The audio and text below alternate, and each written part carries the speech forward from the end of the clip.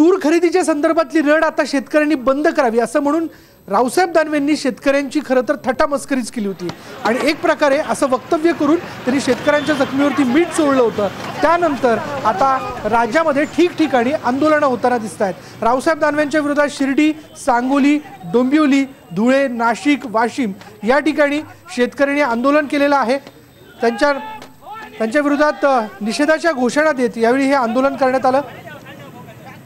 वेगवेगळ्या पक्षांकडून हे आंदोलन करण्यात आलेलं आहे। यामध्ये राष्ट्रवादी काँग्रेस असेल, शिवसेना असेल, शिवसेना देखील रस्त्यावरती उतरली आहे आता रावसाहेब दानवेंच्या विरोधात। रावसाहेब दानवेंना आम्ही राज्यात फिरू देणार नाही असं त्यांनी म्हटलेलं आहे आणि असं म्हणत त्यांच्या प्रतिकात्मक पुतळ्याचं दहन देखील करण्यात आलं।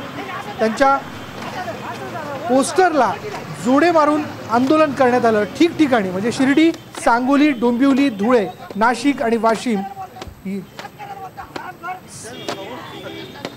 शिर्डी, सांगोला, डोंबिवली, धुळा, नाशिक आणि वाशिम या ठिकाणी हे आंदोलन करण्यात आलं।